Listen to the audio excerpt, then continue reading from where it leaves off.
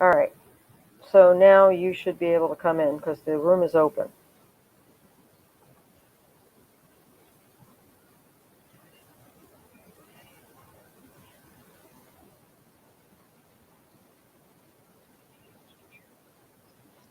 Nope.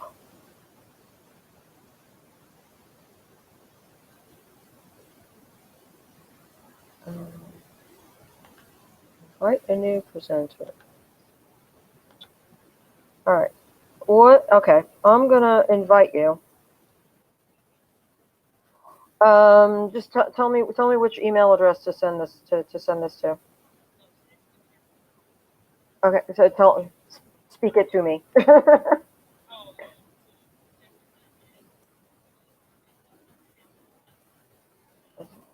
At Purepoint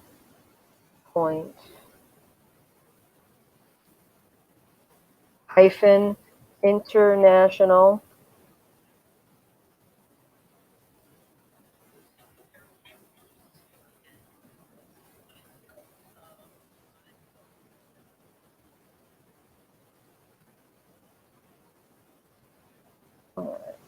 Yeah, that is good.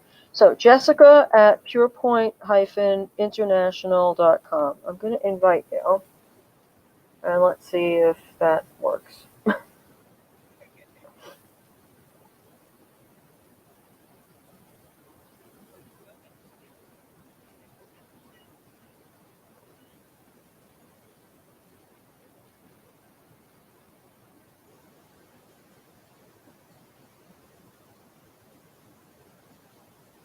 Okay, and you're at a computer with a video cam and working on. Okay, good, good, good, good, good, good, good. I don't mean to ask demeaning questions. I just want to make sure. Just some. Okay, okay.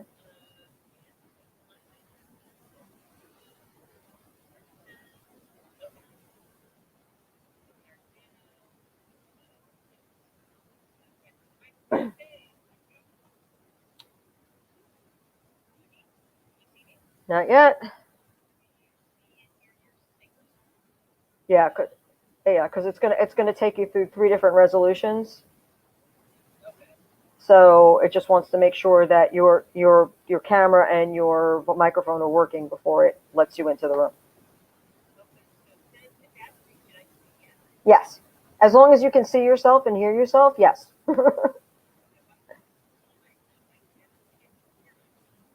Okay. Are you using your headphones? Okay. Do you have your I hear.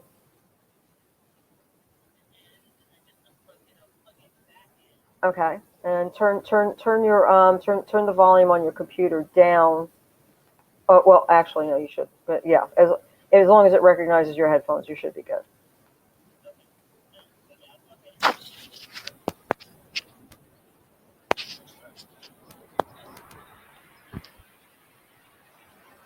Okay.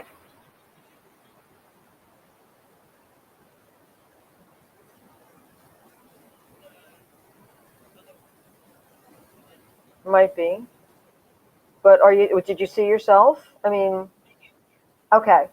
All right. Now, at the top, are you in the room?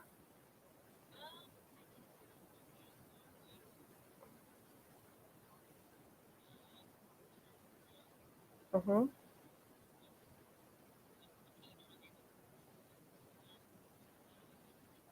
Oh dear.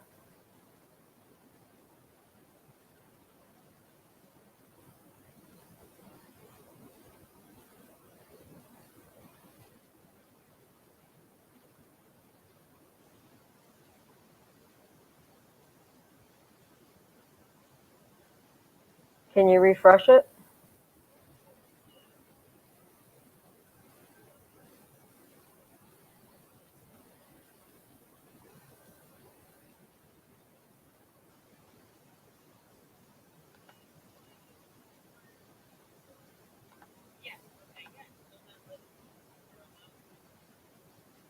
Hmm. That's peculiar. All right.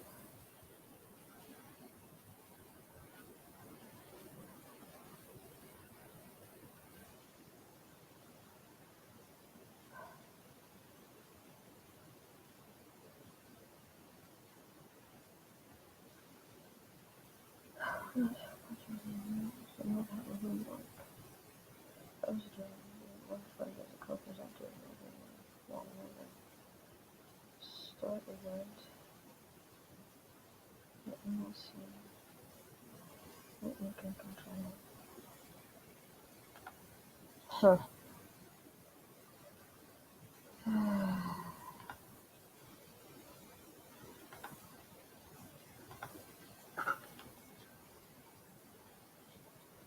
Hmm. Oh dear.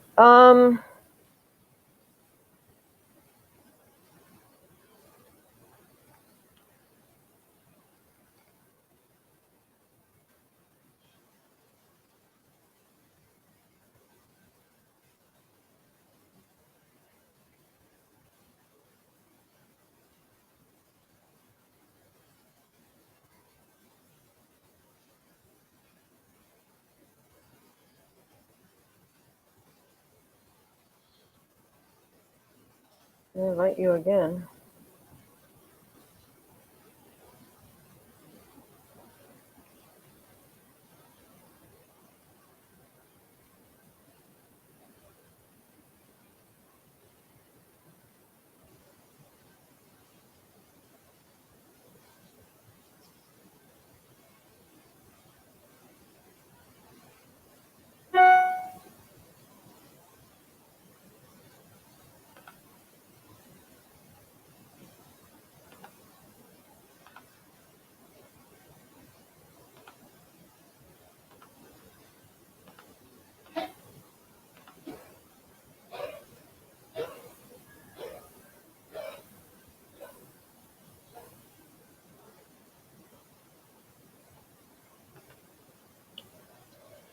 Oh dear.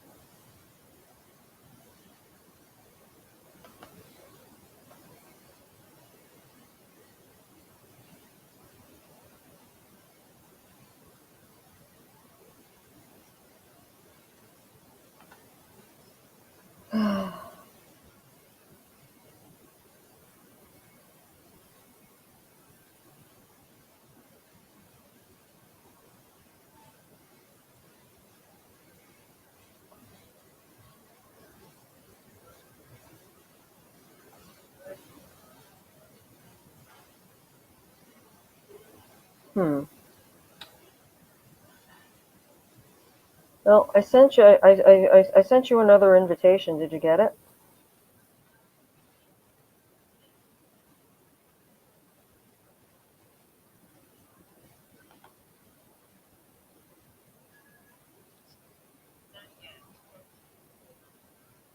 Hmm.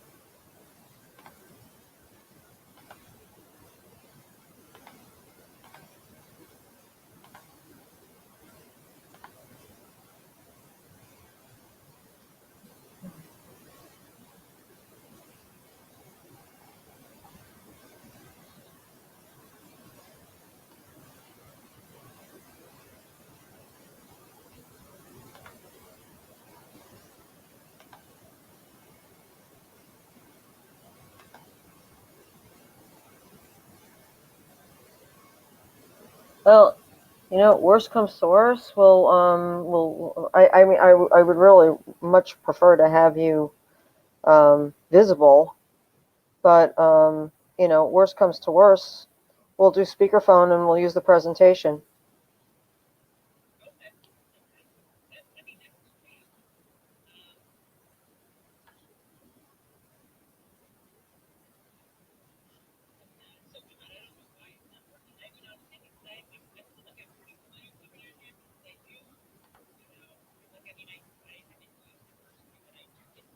Mm-hmm. No, no. As a viewer, you don't, but as a presenter, you do because in order to be able to utilize the video and the audio and and all the um, the production tools, the room tools, you really do need to have the plug-in. That's what it's for. Um, so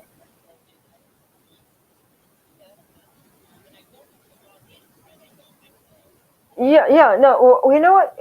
Try this. Quit out of Chrome, and then reopen Chrome, and then copy your link back in, and see if that gets you in.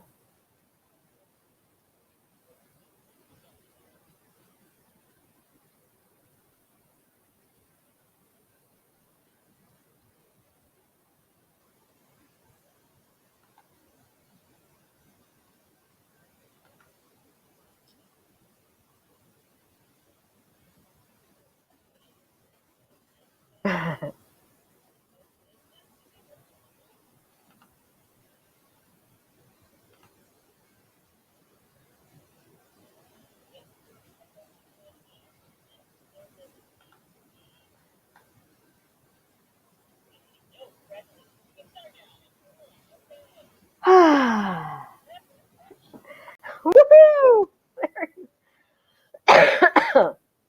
Okay. Okay.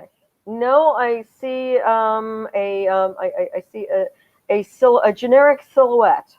So, all right. So, yeah. So at the top of of the window for the room, there are five icons in the middle top of the browser. You see, the first one is your webcam. So if you click that, it should bring you up. Aha! Okay. All right, cool. Yeah, you are very pixely though.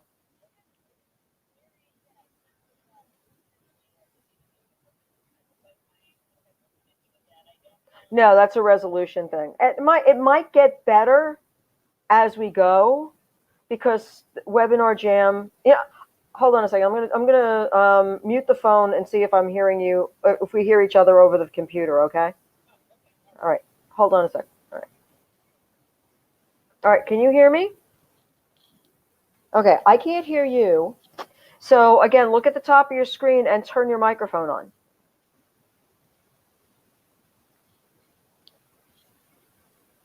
Okay. Well, give it a second because I'm still not hearing you. Okay. Oh. Oh. Not hearing you. Okay. Um, you might need to go into your control panel and enable audio.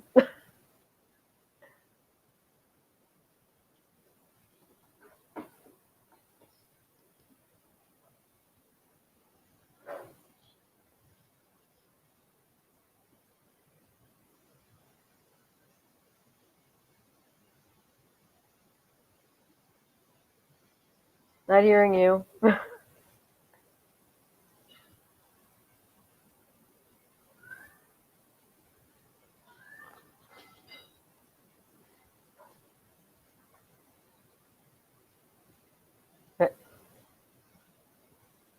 Hey, Jessica, pick up the phone so we can talk. Okay. Okay. So there may be an issue with the way your control panel set up. All right. So did you now you at the top of the of the browser window? Your obviously your webcam is on. Is the microphone on also? Is it blue? It is. Okay. Then it's probably a control panel issue on your computer. So you're probably going to have to tell the computer um, in the audio control panel what to use for sound. I just want to see if it could possibly also be a Chrome setting. Let me just go in here a second.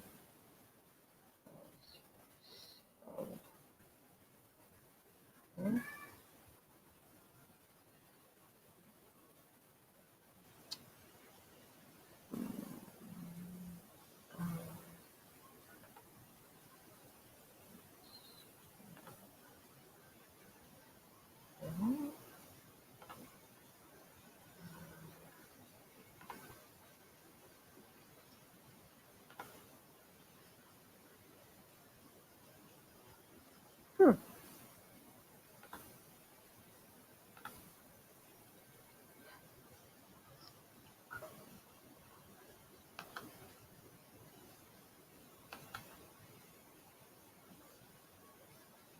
Huh. Okay. That's interesting. I was just able to turn your microphone off from here. So turn it back on. There you are. No, wait a minute. Hold on. No, I hear you through the phone. I got excited. Okay. So no, I'm seeing that you're on in the computer is on, and but I think it's a control panel issue, and I can't hear you.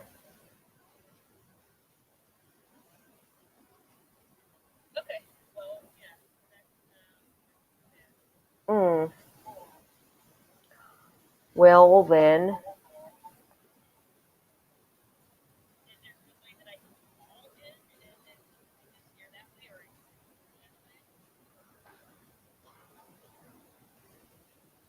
let me figure this out.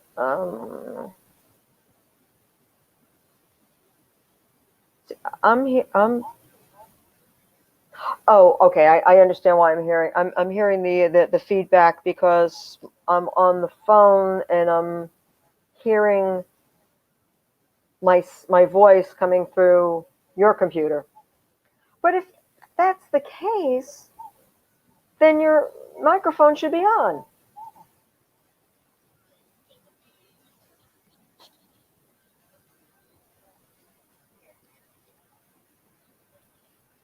Not through not through the computer, no.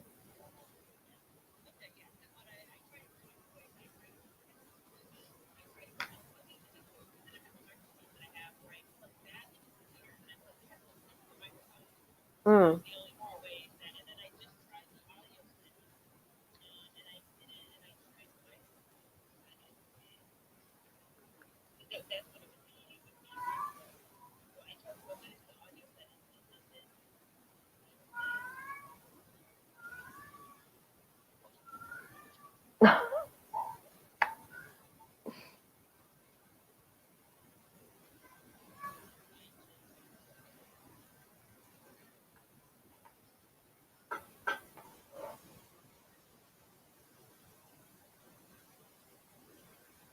Okay. Well, let me see.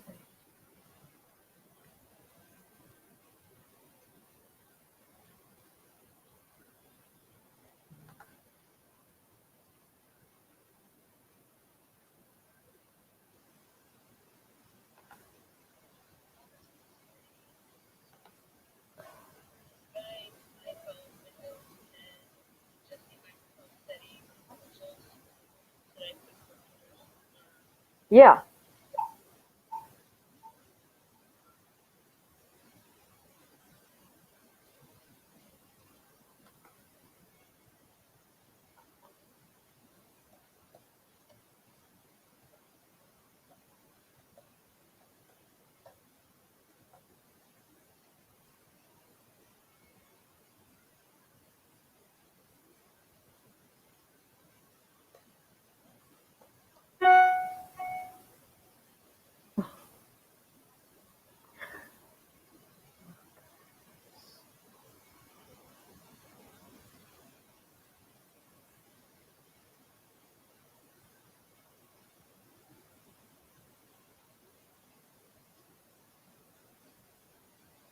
Okay, so if you go into your sound control panel,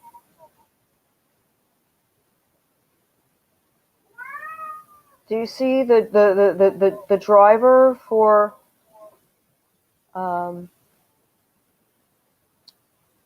for your microphone?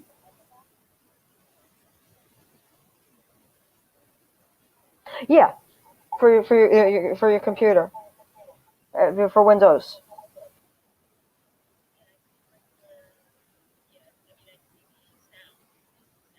Okay, and if you go into recording, does it see your microphone and does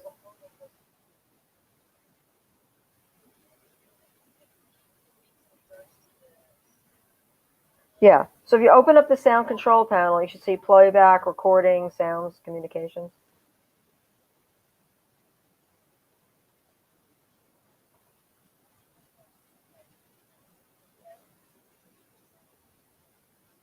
Yeah. So if you look at recording, do you see the driver for your microphone?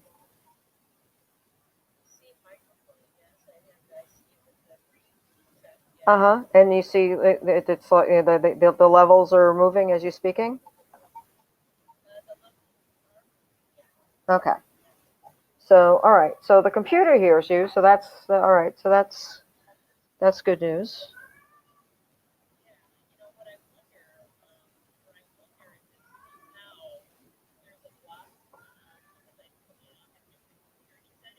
Hmm.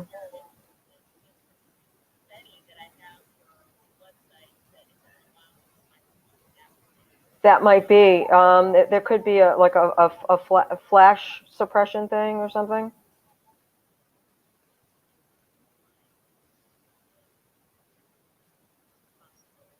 Hmm.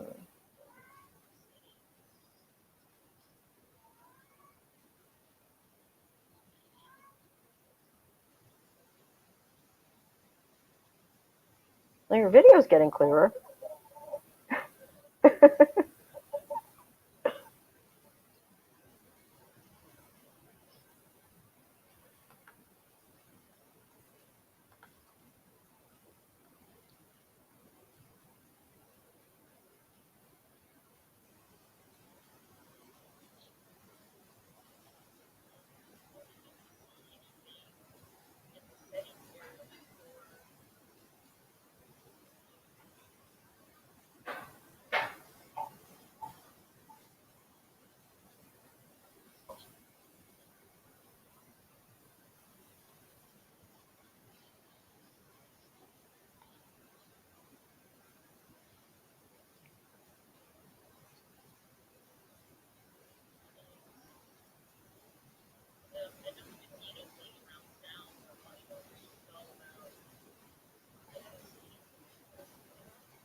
Hmm.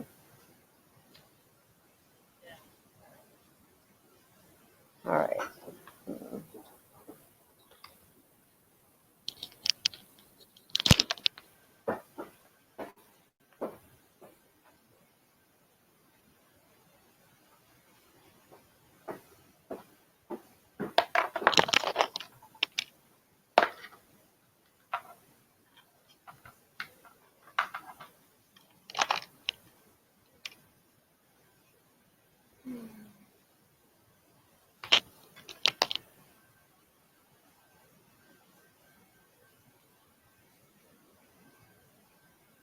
All right. I'm gonna run down to my car real quick. Be right back.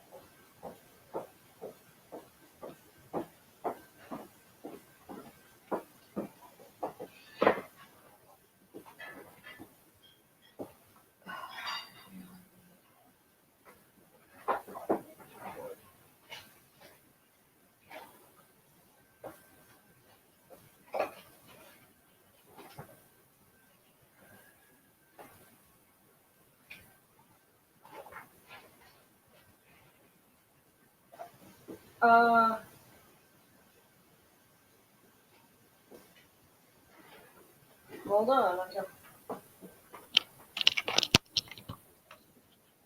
Speak.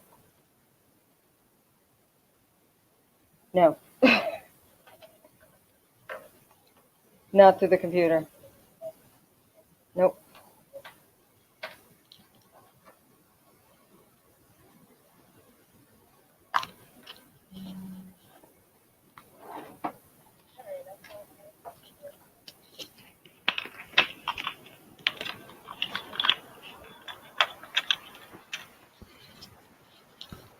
It's 7 o'clock. Yes, it is. All right. Oh, wait. Oh. Hold on a second.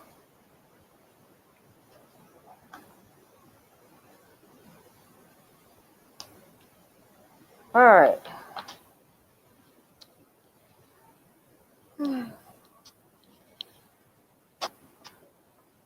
And I'm going to change the input source for the audio to my phone.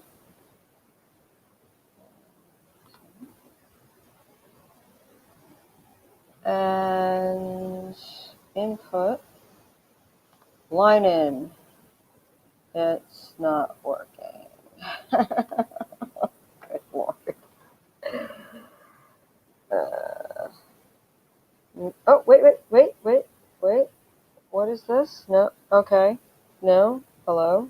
No, no, not working. Okay. Well, that was an interesting idea. Okay. So, okay. Jessica, can you hear me? Yes. Okay. And let's see. All right. Well, you know what? We're just going to use the phone for audio. That's what we're going to have to do. So, all right. Do you think that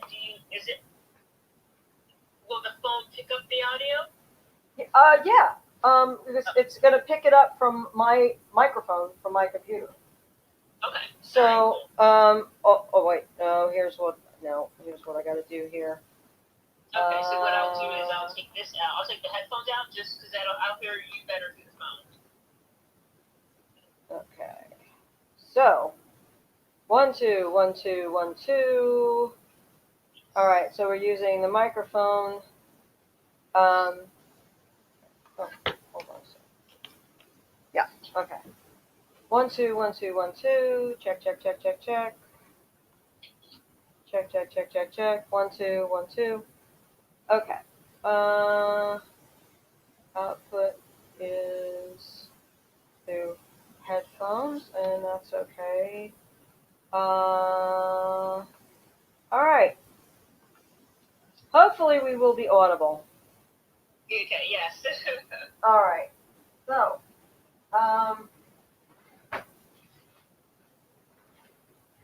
oh, thank you. All righty then. Well,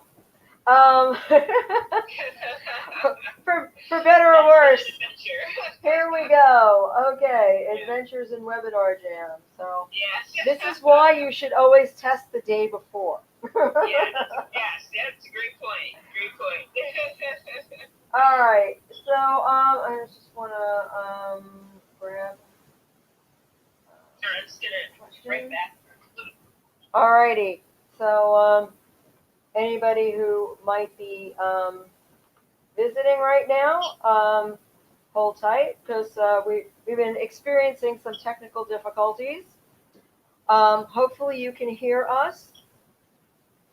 And I'm going to, we're going to look and see if anyone's chatting. And looks like we've got a couple of people who are watching. So welcome. And this is our monthly webinar jam show. And this is The Courage to Live With. And this particular webinar is about the courage to live with cyber attacks. And the cyber attacks are very much in the public eye these days because people are suffering from these attacks, and I thought it would be a really wonderful opportunity for me to invite my friend and colleague Jessica Robinson of the Purepoint to talk with us tonight about cyber attacks and what the latest trends are. What hackers are actually doing, what the consequences are when someone does get into your computer, and how to get past it, how to survive it, and we're also going to talk about ways to prevent these kinds of things from happening to you. So if you've been fortunate enough to avoid attacks, good for you. And let's keep it going. Just give me a second here because I want to pull up.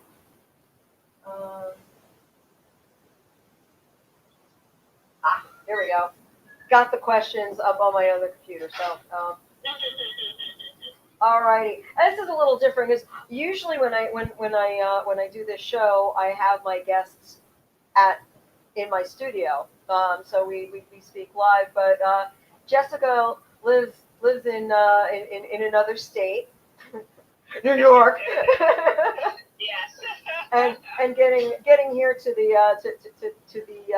the North Pole of New Jersey is a little dodgy. So, but Jessica has been here before, and she did a great interview with me, talking about how the kinds of things that can happen to family members if they are not paying attention. So, tonight, we're going to shift the emphasis a little bit, and so Jessica, welcome. Yes, thank you. It's wonderful to be here, Tracy. Thank you for having me. My pleasure. My pleasure. I'm glad we could get this going on. So, some of you may know that Jessica has her own security company. So, Jessica, why don't you tell us a little bit about what you do and what led you to this field? Yeah, it's interesting. I within my business, I'm CEO of Purepoint International, so I'm a cybersecurity expert, and I work with businesses in a unique way to be able to support them with cybersecurity. And we do that to really help them protect the money that they make and to increase their quality of life. Because anyone on this webinar or anyone that you know that experienced a data breach, you know how stressful that is. And so my company and myself, we help to really alleviate a lot of that. We're not right for everyone, but the companies that we do work with see a huge value and benefits what we bring. And I got into this because it was something I wanted to do, ever since I was a kid. It's so funny how life works, but I was definitely one of those people that knew I wanted to do this, and also just work in security in general ever since I was a kid. And in my 8th grade year of school, I remember reading all of the Nancy Drew books at this school library. And so I kind of had this idea, this vision of a young woman kind of going around solving solutions. And then growing up and going through the 80s, I loved the movie War Games. If you remember that, I don't know if you remember that movie, Tracey. Oh, yeah, I loved it. Matthew Broderick, like it's his first role. That is actually what I want to do. Cool. So I kind of grew up with this duality of, hacking and investigation. And so it just kind of grew into the work that I'm doing now. So Awesome. So let's talk a little bit about the trending threats that exist right now. What are you seeing out in the field? Yeah, so without a doubt, so one of the things that every individual and every person should be asking themselves are, how am I vulnerable to a cyber attack? And it comes through a few different ways. One of them is ransomware. Another way, which is very common, is phishing or spear phishing. Mm-hmm. And so ransomware is a type of malware that is able to get into your computer or to a device that you have. And if you click on the link or you click on an attachment, that particular type of ransomware will download, and then it will literally hold your data hostage. So that's something that we're seeing a lot, particularly when it comes to the healthcare community. And ransomware will be more targeted towards businesses. Something that we're seeing that's targeted a lot to individuals specifically is phishing. And so this is where you receive an email, or maybe there's a link, and it's from like maybe a trusted source. So maybe it appears to be coming from your bank, or it appears to be coming from even maybe someone that you know, a colleague, a boss, or a vendor that you work with.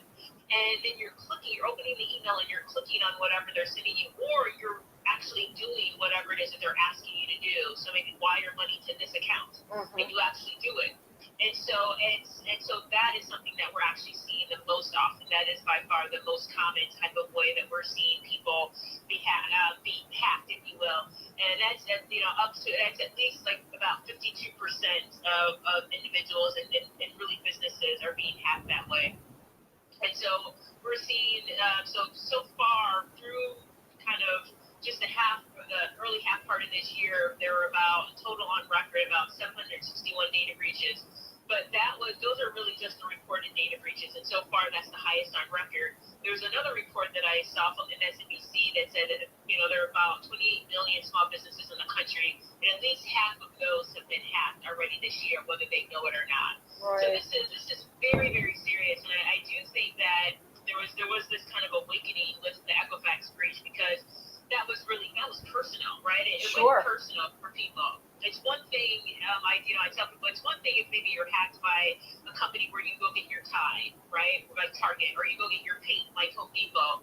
But it's very different when it's from a company where you trust them to secure your social security number, you trust them to secure your address, your phone number, not just your payment card information. So I think this was a real awakening for people on just how severe this issue is. Sure. And I mean, I know I was one of those people who, as soon as I saw the information about the breach, I went and I checked, and both my husband and I were, among the population who likely had our information compromised. So yeah, so I immediately signed us both up for the monitoring service. Okay.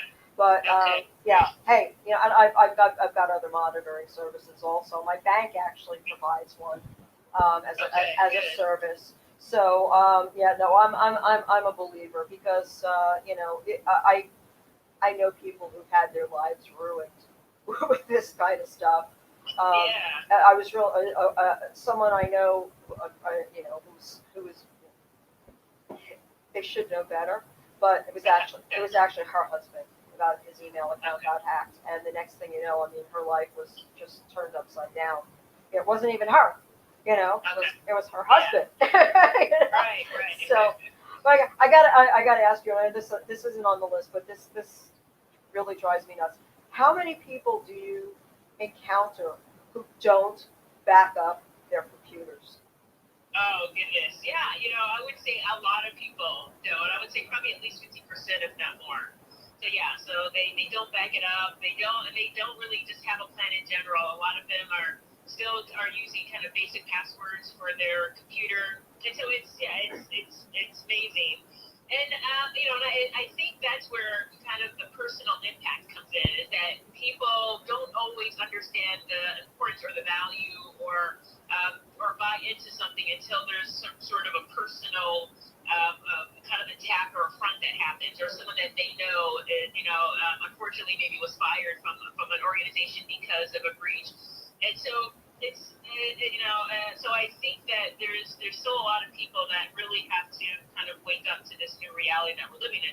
But I tell people, look, we're living in a new world. We have a new form of threat that we just have to deal with, and just like I didn't grow up with cell phones in my hand, but the children today are growing up with cell phones in their hands. So just like it's a different world for them, and also how they interact with the internet and the potential security threats that are there for them. And so we have to really just kind of change our mindset about how we approach protecting ourselves when it comes to technology. Sure.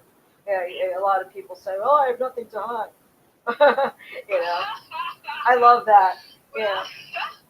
You know, but That's funny. yeah. Well, you know, we our culture, you know, we've shifted to a time in our society where social media has made people so ridiculously open. I mean, you know, we become really cavalier with our information. You know, Yeah. so Yeah. you know, and people have to understand that there are potential consequences for being irresponsible with your exposure, right? Yeah. Yeah. You know, I mean, I know people who will not do social media. You know, they're people who are more my age, but you know, and older, but they will not do social media because it just makes them too vulnerable. Right. And Right. Yeah. I understand that. yeah, I have a friend. He has a Facebook account, but all he does is message. He does not. He posts like once a year.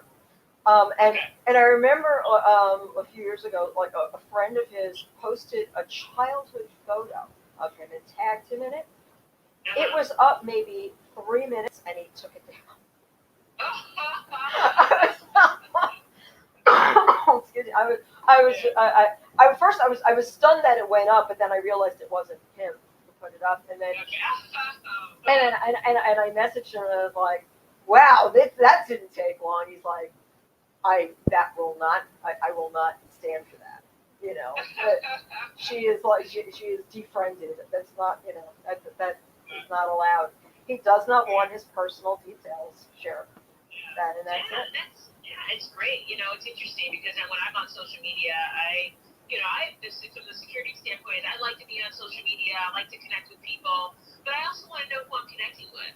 And so if I receive a friend request from someone and I can't see a picture of who they are, and I look at their profile and I see no pictures of them, but the name is maybe something I recognize, or I can tell they're using some sort of alternative name, that makes me suspicious. But I also understand that people do that because they want to remain anonymous online. And so I probably really do know this person, but because I can't identify who they are, I'm not going to connect with them. Right, you know, right. It's 22, or I find that I'm connected with someone and someone likes a post that I've put on Facebook, and I'm like, who is this person? Right. And I have to go back, you know, to search all these pictures to find out who it is, but because they've kind of taken this approach of really wanting to not have a high profile on social media. So yeah, you know, it's interesting. Yeah. Yeah. Well, I always check like who are the friends we have in common. Yeah. You know. Exactly. Exactly. You know, and 90% of the time, because I do so much networking, you know, people want to connect with me, want to network, and you know, and you know, and you know, look, if we've got 20 people in common, you know, the chances are good that you know their impulses are right. You know, they're known. It's a known quantity. Yes. So great point. yeah, so you know, it's like anything else. It's due diligence. You don't just like you know say yeah, come on in, right? Exactly. And then I have my cousin sent me a friend request after I knew we were friends for you know a while, and I messaged her and I was like, aren't we already? And she's like, I lost my password. I can't get into my profile, so I created a new one. So. Yeah, so rather than try and like, you know, figure out what her password was, she just created a brand new profile. All right. Okay. So, you know, people do that. And yeah, so but it's good to know who you're dealing with. And sometimes it's, you know, if it's somebody you care about, you pick up a phone, you know? It's like there are other ways. Yeah. There are other ways to contact people besides Facebook messaging people. Exactly. So, Yeah. So, let me ask what now that we know like what some of the threats are, what kind of consequences are your clients experiencing as a result of the attacks that they've experienced? Yeah, so I'll give you two examples. I'll give you one of a smaller company, which is this is a smaller real estate company, and I was working with a potential client, and she was hacked. And so the way that this really came about was she was working with a real estate company, and her role was to kind of be the go-between between the real estate company and the client. And she realized over a period of a couple of months that her computer started to run slow. She was starting to realize that she was getting a pop-up that was coming up that she just kind of kept hitting the X on, and it was her firewall saying, "Hey, update me." And she wasn't doing it. And then she was also sending work emails with her through her personal account versus her work account. And so those are kind of 3 red flags right there. And she had already kind of said, "Hey, I think maybe the breach could have happened through me." But when she told me those things, I was like, "Yeah, those are some red flags to pay attention to." And so, one of the main consequences from this was that, one of the key things we're seeing in real estate right now are real estate transactions where money is being taken from one account to another. And this particular instance was $10,000 was taken. So the email was taken. It was supposed to be sent from the client she was working with to her. However, that email was intercepted, was sent to China. The last 2 digits on the bank account number in the email on the documentation was inverted and then was sent back to her. So the money was taken out of the account, and then by the time the real estate company got the banking information, not only was it the wrong information now because they had inverted the numbers on the paperwork, but then now the $10,000 was gone. So on the client's end, she's like, "Oh, the transaction was a done deal."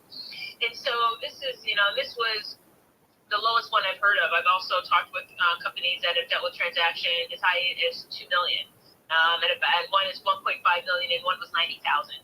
So these are the type of things that we're seeing, and when you're doing a business transaction as an individual or as a business, then this is huge. And who pays for that, right? I mean, and whose fault is it? Because the breach could happen from the client side as well, but it could also happen from the business side.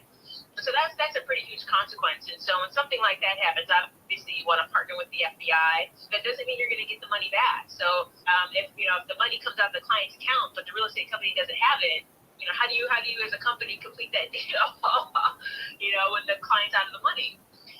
So that's one big consequence. And another consequence is, and I'll talk about this also kind of from the human side, but from a larger company perspective. So I was working with a company recently. They have about 120 to 150 employees, depending on kind of what's going on in the business. And there was a breach within the organization. And so this kind of happened through the kind of phishing. So someone got an email. It was an email from a trusted company or person, clicked on the link, and now you had malware within the system. So you had one person that kind of really impacted the organization. And this organization deals with HIPAA compliance information. So they have to store their data in a certain way. They're working with these really large clients. And so the concern is when something like this happens, you really have to start to take into account, government and compliance concerns. So are you violating HIPAA compliance regulations? Are you violating SOC 2 compliance regulations? Are you now, depending on the industry that you're in, could you be violating New York State guidelines? Because New York State has now taken the step to within certain industries, you have to make sure you're abiding by certain requirements as it relates to cybersecurity. Sure. And so it's really important that, the consequences for not doing this is really huge. And it's financial, as I mentioned in the other one. And that financial one was really the only loss to the client. Because if any one of these breaches were to go public, you could be dealing, much larger. You could be dealing for a much larger lawsuit depending on the severity of the actual breach. But then you're paying for, a cybersecurity expert to come in there and help you not only identify the breach, but then also focus on remediation, which is basically coming in and fixing the issue and helping to make sure you get to what we would call baseline and really start to be able to progress to ensure that this doesn't happen again. Right. You want to make sure that you have cybersecurity insurance, and that's an investment that should already be happening, actually. And then you'll have to be paying for any type of maybe reputation management, an expert to come in and help manage communication with clients and stakeholders and the public. And then, of course, you always want to make sure that even if you're required to report the breach, if the breach, depending on how large it was, if it happened to your company and you have to report it within your state, that you're reporting it to the proper authorities, because if they were to find out that you had a breach and you didn't report it, that can be very severe. So taking the FBI as a partner is important. It's not something that people or organizations like to do because it's still scary. Because the question always remains is what if we did something wrong, and what could be the consequences for that? But it's really important because particularly it's important in a nation-state situation if it is discovered that there's a hack from another country that communication is happening, so that they can track at least other nation-state actors that are trying to hack businesses, which is really important for them. Sure. So so consequences are pretty severe. I mean, there's no doubt that the average breach for a super small business is going to be $36,000 just to go through the breach and to recover from it. But for the average for small businesses, you could easily be paying $360,000. Or you can literally go out of business. Or if you're, depending on what your role is with the company, you can get fired, as we've seen with a lot of businesses. And some people remember the company Living Social. It was kind of the competitor to Groupon. Well, they had a major breach, and basically they don't exist anymore. And so it's really understanding that that literally a breach could in your business. And so the consequences are pretty severe. And the truth is once you have something like that happen, is anyone really going to trust you again? Like, who would want to hire you after you had a company, or if you were fired from something like this, or after you had a business that went down because of a breach? So it's really thinking about the long-term consequences, not just the actual consequences of what you or your company is going through at the time of the breach. Right. So, yeah. Wow. Yeah, that's a lot of headaches. So, what might your clients have done differently had they known this was coming? Yeah, the most important thing is really to pay attention to I would say it's to be able to be proactive and just kind of have some sort of, be doing at least 2 to 3 things, consistently. But if you don't have any plan in place, the key thing is to just pay attention.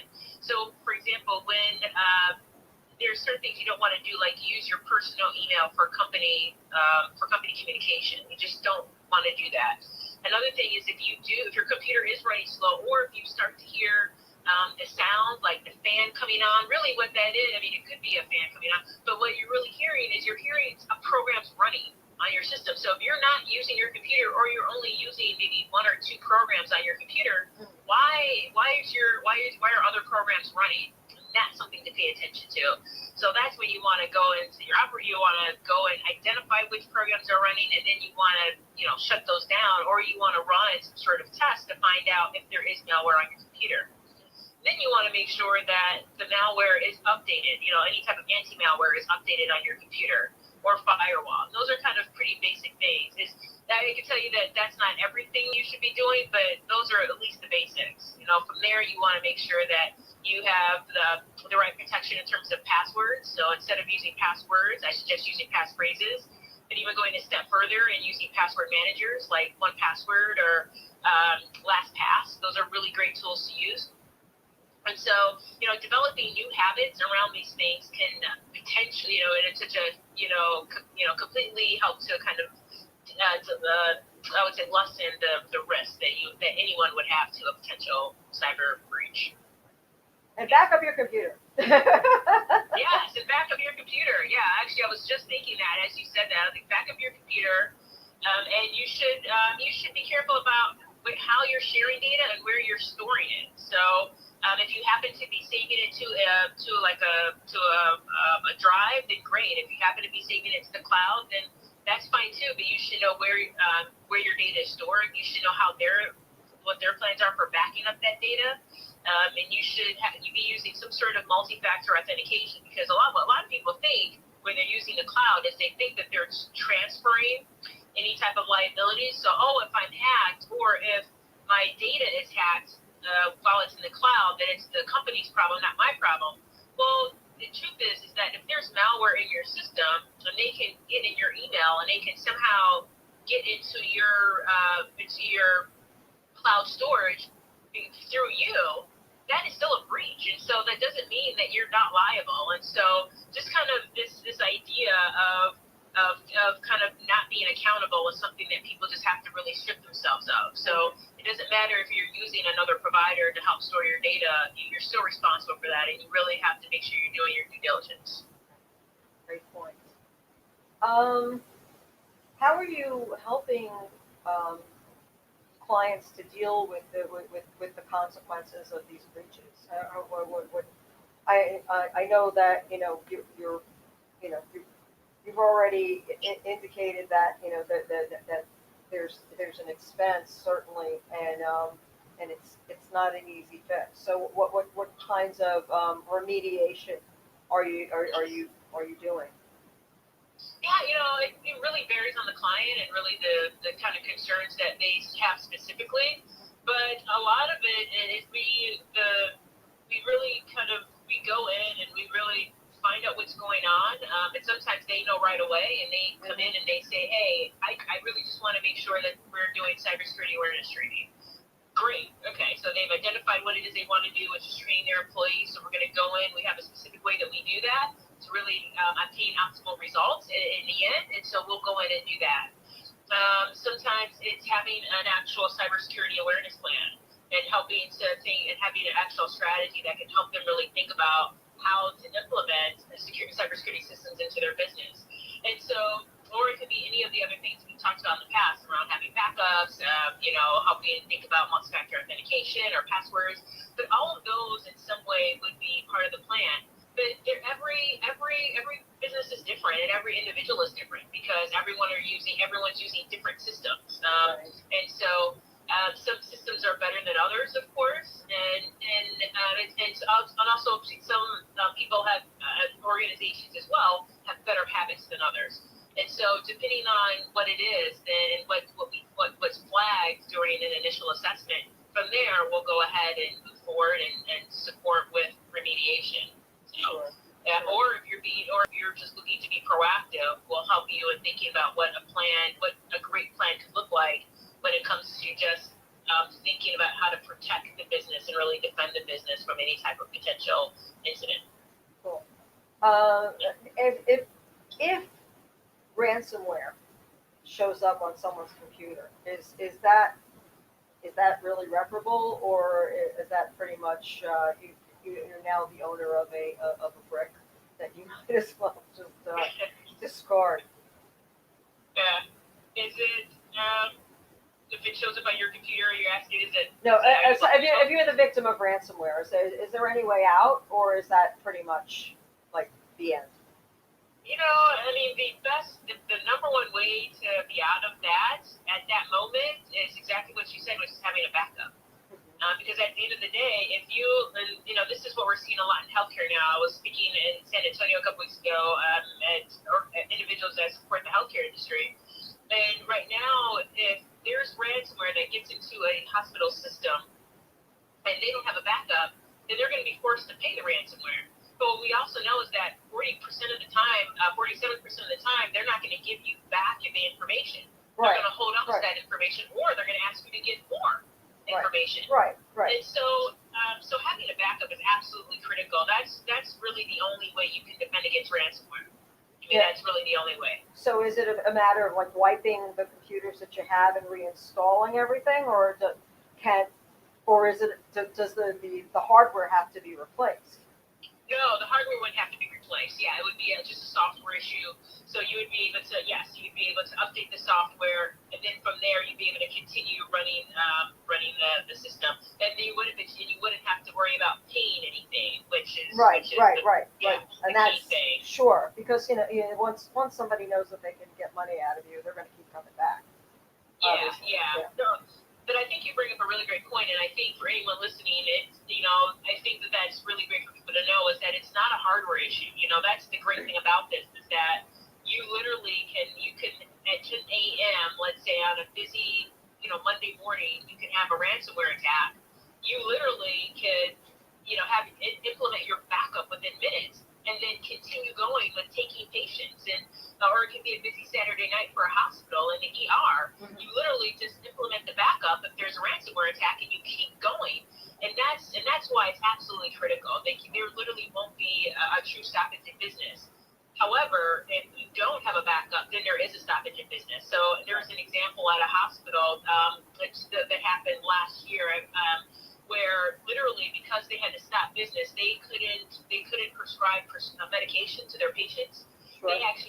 patients away.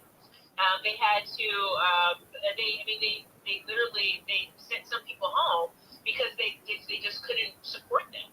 Right. And some hospitals have been out and not been able to fully operate and fully function again for as long as 3 weeks. I mean, this is serious. I mean, living in New York City, I just can't even imagine that happening to one of the hospitals here. Like, that they couldn't fully function for 3 weeks. I mean, that's just scary. It is scary. Absolutely. It is scary. That's life and death stuff, and Exactly. That's extremely concerning. Yeah. Cool. All right. So,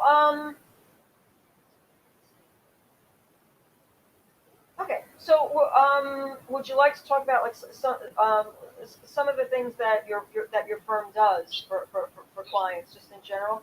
Would you like me to pull up your presentation? Is there like a visual that we could use to kind of show? Oh, yeah, I don't actually, it's great, interesting. In the presentation, I didn't actually add anything about the business. I just Okay. had data Okay. for the person who was coming on, for anyone that was interested in some of the information we were just sharing. Okay. But for our company, we have a unique approach with how we work with businesses and also individuals, but specifically businesses, and it's really going in and it's working with them to really find out where their challenges are, what's most important to them, where they are right now, and working with them in real time to be able to help them achieve what they need. So where a lot of security companies maybe are having a specific product that they want you to use, or they want to, give you a specific solution, we really come in, we really spend time with you to find out what you're already doing, and then help you to make sure that you have a layered approach for security. So it's realistic for the environment that you're in. Cool. Geographically, what area do you cover? Because people who are watching may, they could be anywhere theoretically. Yeah. So, Yeah. So where is your service area? We actually are national. So I have clients in Oregon. Yeah, I have clients in Portland, Oregon. We've in Texas, actually, and also I've started conversations with a few different companies in Texas, Nebraska as well, Florida. So we're all over, and we're actually with GDPR, which is a global privacy concern, which is basically focused on EU companies or companies that are operating in the EU. They have to make sure that they're meeting certain privacy regulations, and this fully goes into effect on May 18th. We're actually looking to do more work internationally to help to support some of the companies that are being affected by this, by cybersecurity and by GDPR. Oh, fantastic. Yeah. So company is called Purepoint International. So as much as we're looking to broaden our scope of client base here in the United States, we're also looking to broaden our scope internationally. Very cool. So, what surprises you about what you do? Oh, that's a great question.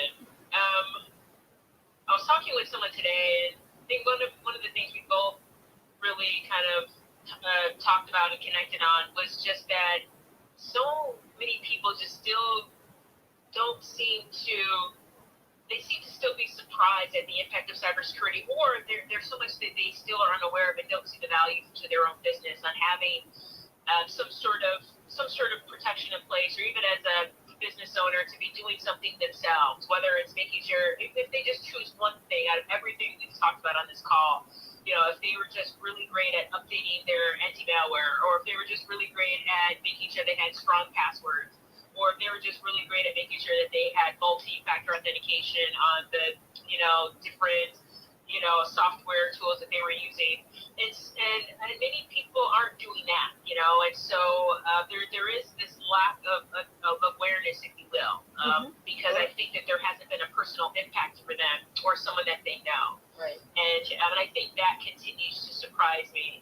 But the truth is, I probably really shouldn't be surprised by that, but it does, I guess, because everyone is using, everyone on average, particularly in the United States, they're on a laptop, they're on a desktop, they have a mobile device, so a mobile phone in many cases. So the number of devices that individuals, and particularly in this country, are interacting with on a daily basis. It could even be a heart monitor. It could be their TV. It's their home network system. Maybe if they're in a home where their thermostat could be connected to the internet. And all of that, what's called really the Internet of Things. All of that just creates more opportunity for someone to be able to come into that system and to be able to hack one of those devices. And so there is still this trust that we have, and also what I would say, this lack of accountability. Right. Because there is something to this idea of what we call, as cybersecurity experts, a shared responsibility model, where let's say you have a device and your device is hacked, and let's say it's a thermostat or it's a refrigerator, or let's say it's a heart monitor or even a baby monitor. So you can be upset and you can go back to the manufacturer and you can say, why didn't you make sure that this device was protected? But what if they came back and said, actually, we did do everything right. You're the one that isn't securing your home network system. So why are you updating your password? Like, why are you multi-factor authentication? So there's this lack of awareness, and we always want to point the blame at others, but the individual isn't doing enough. Right. So I think that as we get more into the Internet of Things over the next 5 years alone, I think that the sense of awareness will definitely have to increase, because there can be such an increase in lawsuits, and the truth is I think that many businesses in some ways will be protected because they are doing the maximum. But we're entering a gray area, so I guess we'll see what happens. Well, we have a question. Okay, great. As a small business owner, I see more options to store client data on clouds. How safe and secure are they really for sensitive information storage? Yeah, all cloud tools aren't created equal. So I would say if you're looking, depending on where you want to store your data, you want to do some research. You want to know about the organization itself, where they're storing their data.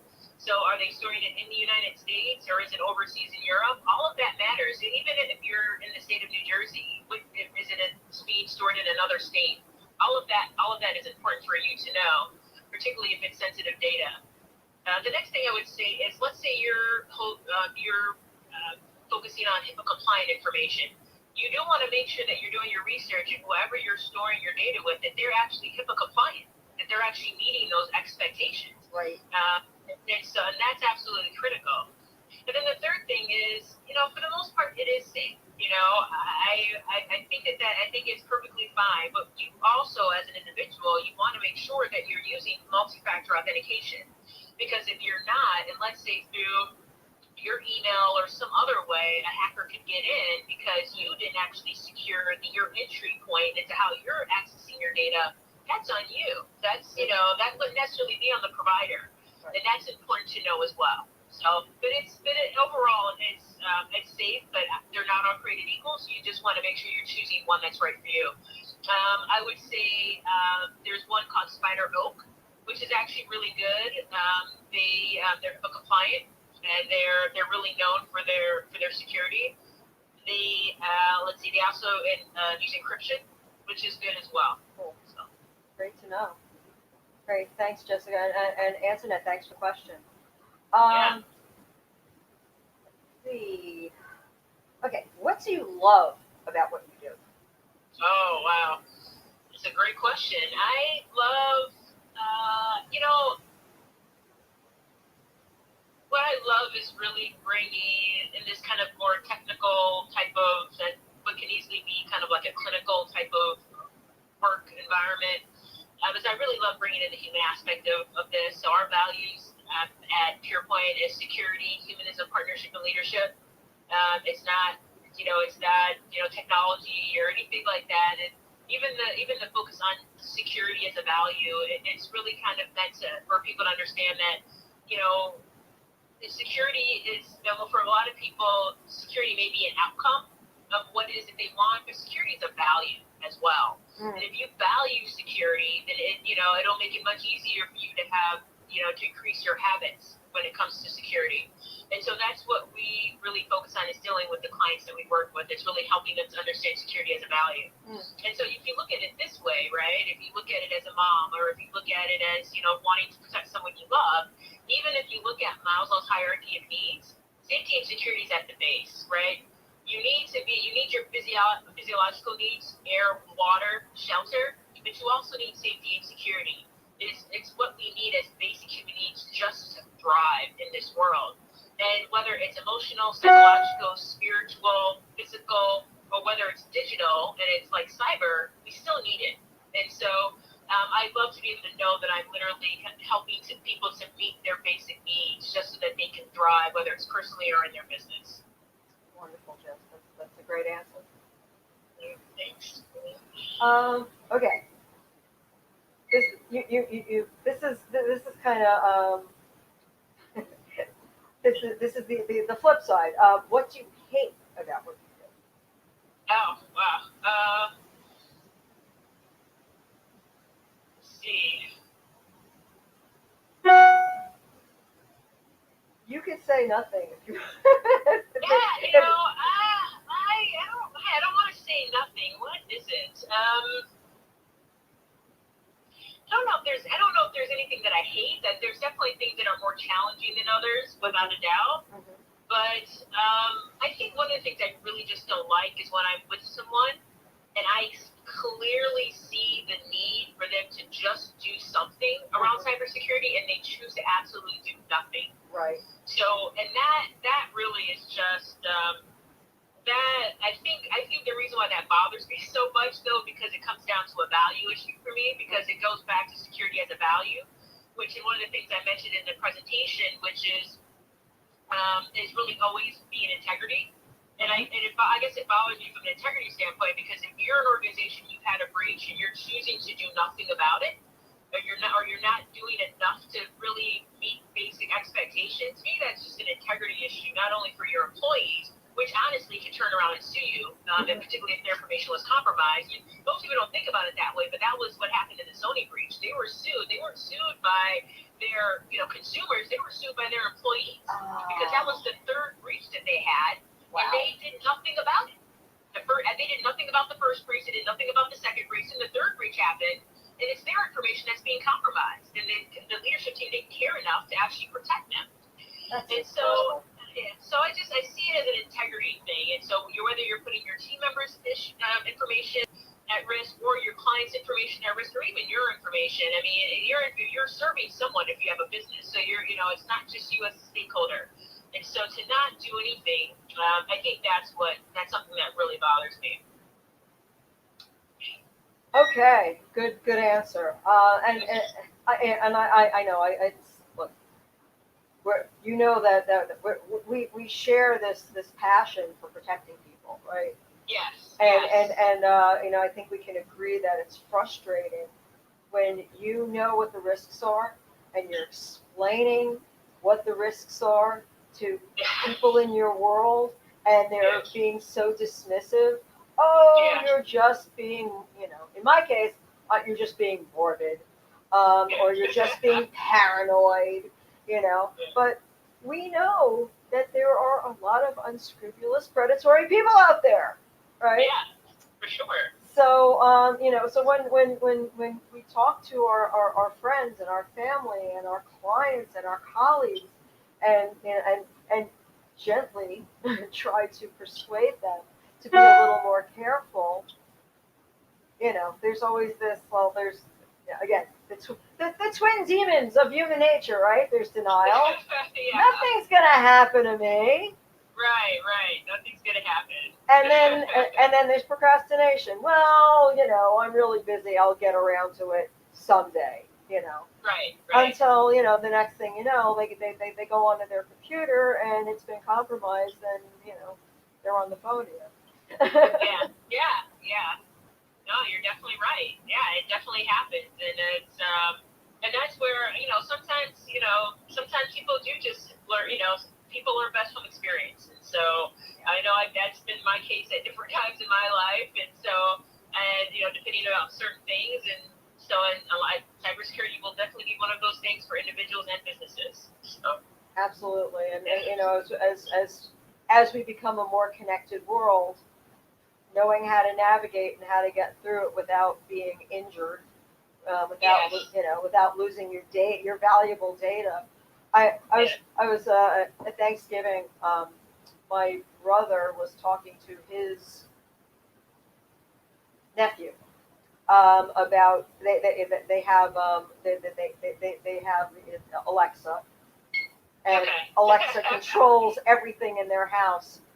And you know, I don't know. Look, I'm as techie a gal as you want to be, but it kind of bugs me to have a listening device in my house Yeah. all the time. You're Yeah. willingly, you know, allowing a device to monitor what everything that you do and everything that you say. Hmm. How safe is that? You know, Yeah. sorry, Amazon, sorry, Google, but you know, I kind of think that that's kind of intrusive, and you know, I understand the appeal, but I also elect to hold those things at arm's length myself. Yeah, yeah, no, I definitely understand that for sure. Yeah, I think a lot of people feel that way, and I think I think that's completely valid, and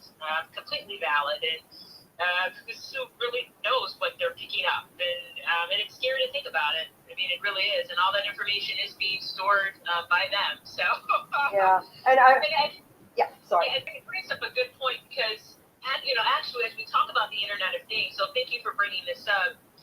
You know, we're entering this really interesting space where, again, new laws are almost going to have, they're going to be altered. Current laws are going to have to be altered, or they're being interpreted differently, or they'll have to be new laws. So, for example, let's say in this particular case, let's say hypothetically that there was someone had Alexa in their apartment and they were doing something illegal, and they this whole case went to court. They're trying to protect themselves through the Fifth Amendment and say, you know, I invoked the Fifth to protect myself. I don't want to say anything. Mhm. What law enforcement could potentially do is subpoena Amazon or Google, whoever is the company that has the device in their house, to see if there was anything that would happen to be recorded during that time of the crime, and then use that information against them.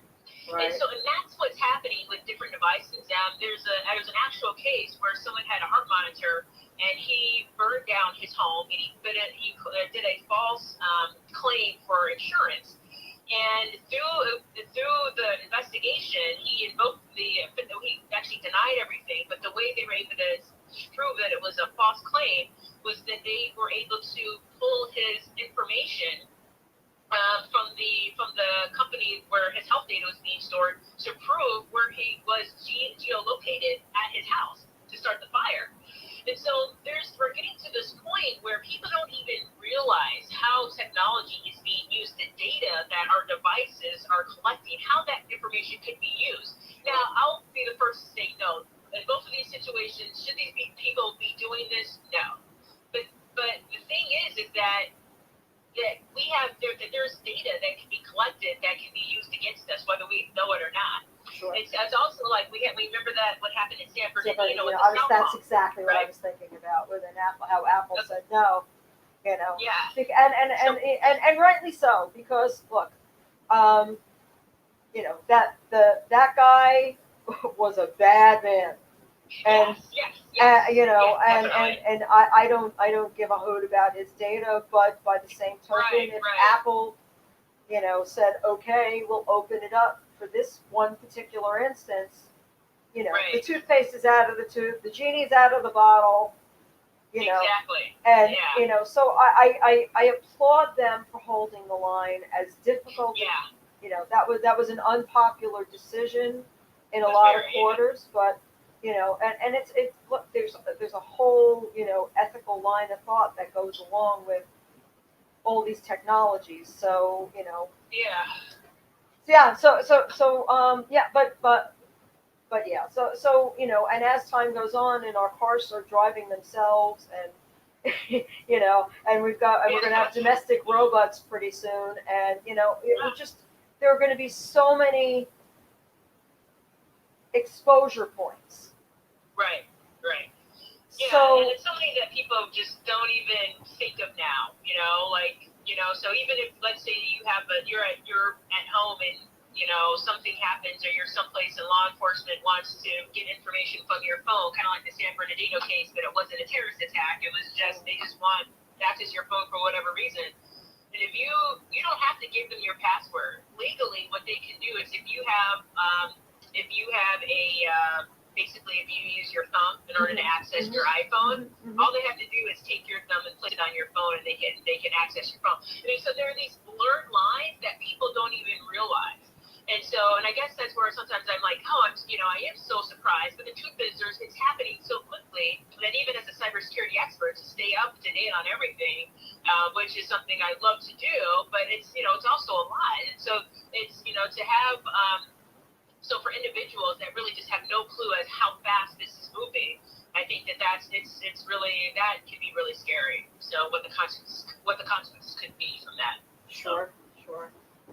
Yeah, real food for thought, and I think it's great that you're raising these issues. So when people listen to this, they'll start being a little more aware of what's in their world that could compromise their situation down the line. It's extremely important. We just don't think about these things, and it is extremely important. So, and this kind of, well, this is kind of on a tangent to the last thread that we were just talking about. Do you have any thoughts on where cyber threats might be going?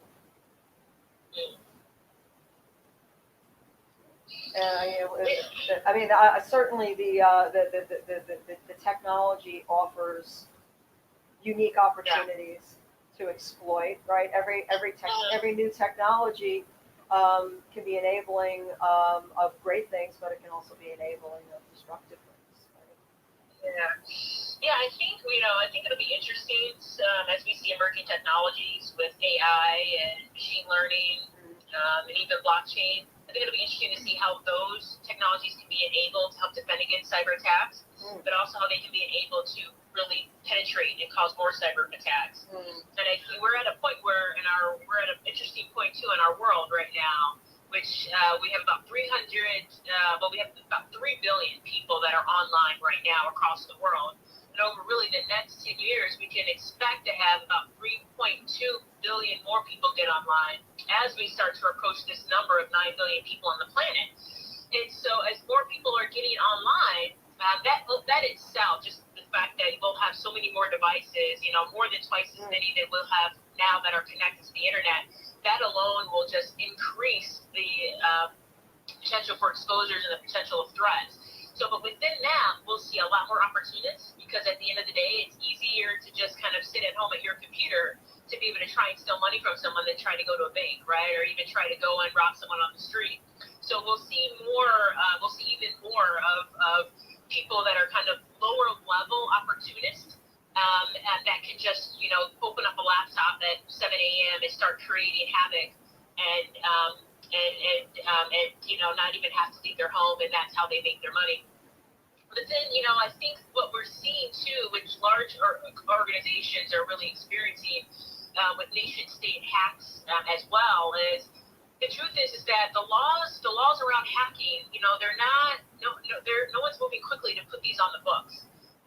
There are hacks that are being caused by nation states, and there are no consequences for it. So until we get to a point where a company can be a business, let's say, you can have a Time Warner that's hacked, and if they were to find out where that hack came from, that they know that they can go and prosecute, and there's actually a law in the books that would allow them to do that if it happened in China or Russia or whatever. I think that we'll just see this. It'll just continue to proliferate. It'll just continue to grow. Because if there's no real consequence, then why should people stop? And I think that's from hacks that we're seeing from outside, even what we've seen with the election, with the DNC, and this whole idea of okay, so it was Russia that was influencing the election. I think we'll just see more of that. And so I think, again, as individuals, we have to be much more vigilant. We have to We have to think critically more about what it is that we're reading, and really making sure that we're doing our job as responsible citizens to question some of the things that we're seeing. And also with the DNC, I mean, that was the biggest one. Most people don't realize that 21 states were actually impacted from a voting perspective through hacks. And so I think that all of that will continue to increase, particularly if there are no laws in the books that allow for prosecution or some sort of consequence for hackers in other countries. Yeah. And I think there's consequences in some ways. Don't get me wrong, but not in not in like kind of consistent or sweeping legislation that really kind of truly forbids or really has significant consequences for it. Right. So we're coming to the end of our time together. Can you believe it? Do you have any final thoughts that you would like to share? Yeah, I would say I think we talked about a lot. So thank you for your great questions. What I would just say is, I don't want people to be overwhelmed. Just keep it simple. What I tell people is, look, pick 3 things that you're going to be. It's 8 o'clock. And be bulletproof. Just be great. And then once you're great at those 3 things, you can add on another 1 thing or 3 things, and then be great at those, 4 or 6 things. So what I would encourage people to do is just starting out, if you're like, oh my gosh, I don't know what to do, I would say passwords, have great passwords, or use a password manager. That's really the best thing to do is use a password manager because that helps you to, they'll actually create passwords for you. And so you'll only have to remember 1 password, which is great. The other thing that I would say is, yes, back up your information, whether you're backing it up to an external drive or you're backing it up to a cloud source. Make sure it's a great cloud provider for you. But be great with that. And then if I would say another thing, when it comes to your devices, your phone, your laptop, do make sure that you have some sort of anti-malware or antivirus you have on your laptop so that when you're getting updates, then you really know if there's any type of potential malware on your laptop, and then you could remove it, and you're just completely aware of that. So that's where to start. And then be really, really amazing and vigilant at that, and then just do that for a while, and then after a year, then you can move on to something else. Right.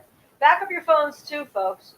Yes, they are computers, and if you lose your phone, right? Then you have the capabilities. So I know on the iPhone you have the capability to erase your phone if it's been taken. Yeah. And if you have a complete backup, a complete recent backup of it, and you go and you get a new iPhone because your old one has been taken and wiped, then you'll have your data and you can just restore everything really quickly. And you can be right back where you were before you lost your device. So it's just good practices, good life practices. So exactly, yeah. And yes, and so the other thing that I would say is, if you have any questions, you can come to my website at www.the-purepoint, purepoint.com. And you could contact me there. So I have the phone number is there, email is there, and just ask me any questions. I'm always happy to answer questions. Great. And if you can't find Jessica for any reason, you can always go to grandfamilyplanning.com and contact me, and I will gladly put you in contact with Jessica. I know where to find her. Jessica, yes. Thank you so much for joining us this evening. I know that we had our share of technical issues, but I think we kind of blew past them, and and I will cut the front end off of the replay, but the replay will be made available, and and I hope lots of people will watch, because I think that the information that you shared tonight is extremely valuable and can help save people's lives and their businesses, and keep them going forward. So thanks so much. Of course, thank you for having me so much. Really appreciate it. My pleasure. And everybody, have a great night, and we'll see you next month on the next webinar. Remember, the last Wednesday of every month at 7 p.m. we have another great interview with another wonderful person like Jessica talking about things that people survive. So if I don't, if before then, just have a great evening, and enjoy your holidays, and check in with us at the end of December before the new year. We'll have another webinar. So all right, thanks so much, Jessica. All right. Thanks Thank everybody. you. Have a good night. Bye bye now. Nice.